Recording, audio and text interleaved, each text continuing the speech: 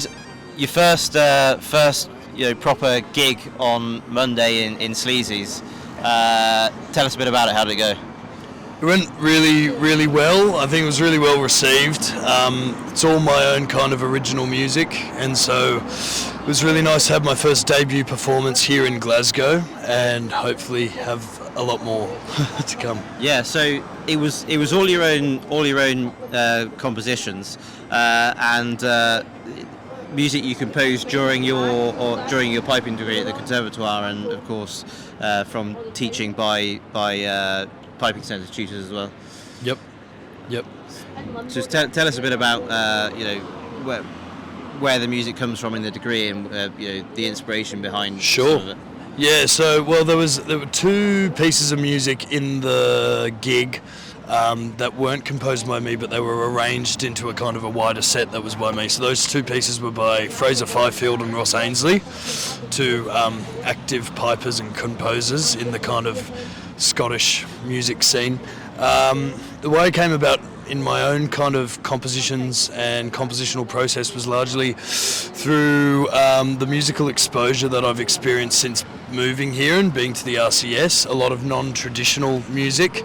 I had a big focus in my research project on American minimalism, people like Philip Glass and Steve Reich, and connecting those same compositional themes of like theme and variation music, and tying that in with the bagpipe's own theme and variation music, which is pibroch, the classical music of the bagpipe.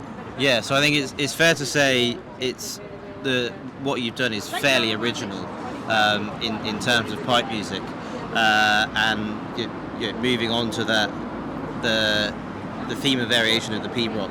You put a bit of a different twist on it, tell us a bit about the pibrochs that you played and what you did to them to sort of tweak them a bit, and how and the different take on the idea of theme and variation that you applied. Yeah, so conventionally when pipers play a pibroch, more than less, the usual way is through a competition kind of convention, and so it's not often that you hear pibrochs kind of have an individual expression that's kind of reimagined or slightly more avant-garde or slightly more innovative. More of it's happening now. People like Fraser Fifield are a really good example of that, playing pibroch repertoire on low whistles and saxophone, and kind of reimagining the piece but using the same theme notes as a core structure for an arrangement. And so that's essentially what I did, taking old, kind of quite well-known pibes and also some rarer kind of ones that aren't played as much, and using them as the groundwork for a bigger arrangement of variations. So the variations kind of carry through into it's not conventionally always matching the themal notes, but kind of the variations might be more rhythmic than melodic, and then the variations might take more of a harmonic variation approach or whatever. So it's just kind of widening that diversity and variation. Yeah, yes. and separately to your concert as well, you played in a separate pibroch performance on Tuesday in praise of Morag. Yes, yeah. So that was something that was done through the RCS initially. It was part of the British Ethnomusicology Forum that happens annually. This year it was at Edinburgh University, and that was a reimagined kind of interpretation of a very famous pibroch in praise of Morag, and we arranged it in a quartet style with harmonies, and we used old archival oral recordings from old singers, people like Reverend Willie Matheson, and another guy, Sinclair. We used their vocal archive recordings of the pipe to inform how we played on the instrument, which wasn't at all conventional, but hopefully was sounded all right. Yeah.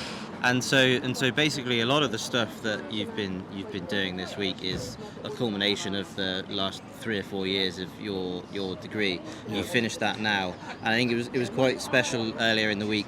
You've got a lot of friends back from home from Australia here this week as well. Came to see the show on Monday. And I guess a lot of them coming from a smaller kind of piping fraternity in Sydney, Australia, they don't have that same exposure to where pipes are being taken to. In Sydney, there are moments of innovative kind of individuals and whatnot, but it's largely solo piping or competition pipe bands or just community pipe bands. So I think the last time I saw a lot of them was in 2018. And for them to see me doing this would have been a big surprise for them as well. And you got some family here as well. Your dad was in the audience on Monday. Yeah. So my old man, who taught me pipes originally in Sydney growing up, flew over for work, but he's managed to come to a few gigs as well. So it was nice to have him there. And we've caught you. You've not long finished practicing in the park here in Kelvin Grove with Pipe Band Club Australia. You're competing this weekend with them as well. Yeah. So it's the first time I'll be competing. Well, it's actually the first time they've been over here since 2019, when we came third in the World Pipe Band Championships. We came second there at the European. So we're hoping for a bit more luck for Saturday. So we'll see. No, fantastic. Best luck for the weekend. Really well done on the show. Great show on Monday. Cheers. Thanks for coming. Cheers. Cheers.